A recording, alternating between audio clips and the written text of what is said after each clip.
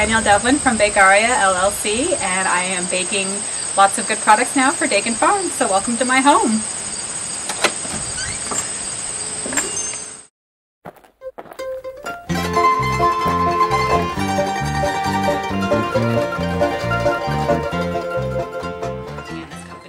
About 2 years ago, combining my two loves in life, both singing and baking. And so I'm here today to show you all how we make the rugelach for Dakin Farm. It's a Maple Pecan Rugelach, and we're going to start with making the dough. Start with cream cheese.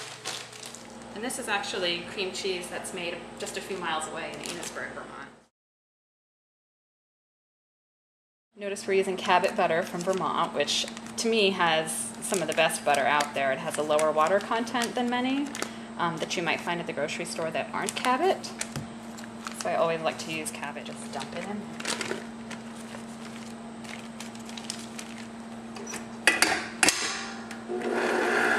Start it off slow.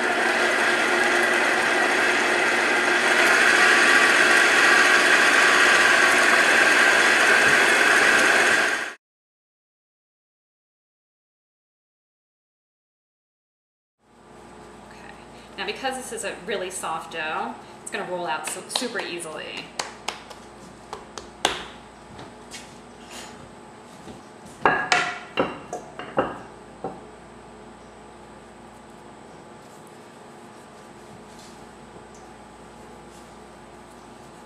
And you do want to try to keep it as round as possible, and the trick to doing that is to basically move the direction of your rolling 45 degrees at a time. So not just up and down and back and forth, but actually sort of on the diagonal as well, and that will help you keep a nice round. That maple sugar is just such powerful stuff. I love it. So you can see you have these nice clumps, almost as if you were making a streusel topping. And I just like to sort of see how they hold together and just sprinkle it right on the dough.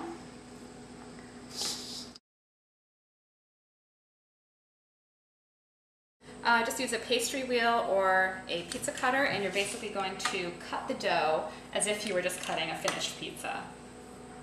Roll them up, starting from the outside of the circle in, and you get these beautiful sort of spiraled pastries.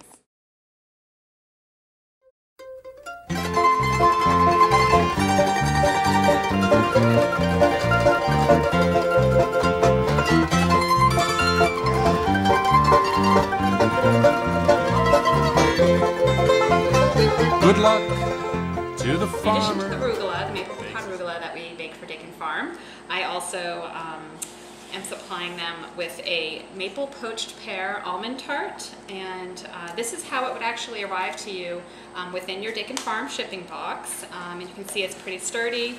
You know, it's going to arrive to you in good condition.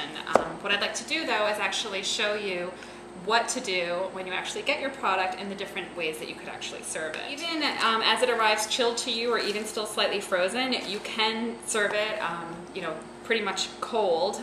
If it was a hot summer day and you know you had a cup of iced coffee, that would be a wonderful way to serve it. The other thing that you could do is actually reheat it in the oven just to give it some warmth. You know, probably something that I would do if I was doing a late evening dinner.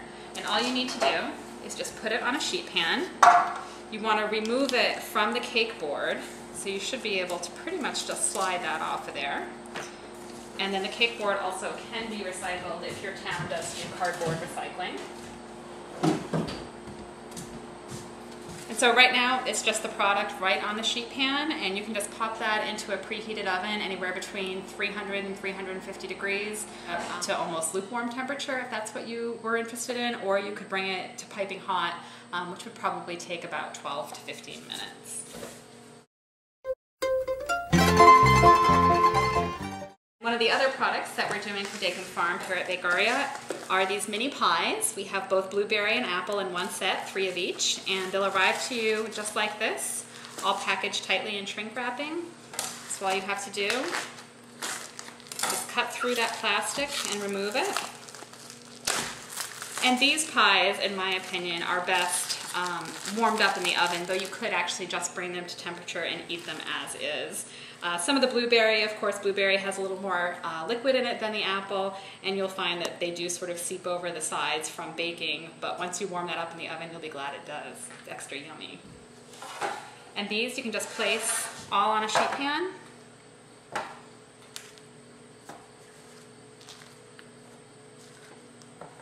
And if they are still a little bit frozen when they arrive to you from shipment, then what I would do is actually, if you're going to bake them off right then and there, then I would actually tent this with foil before you bake it. Otherwise, you'll tend to probably over brown the crust. 16 minutes now, and they're ready to come out.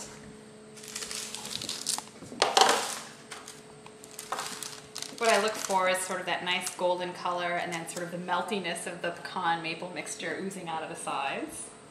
Then I know it's done. But if you wish to actually add more when you unbag yours, it's absolutely fine. Nothing wrong with powdered sugar.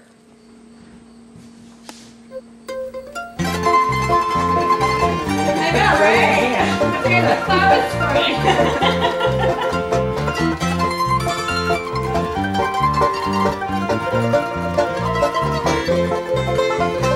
Good luck to the farmer, makes his living from the land.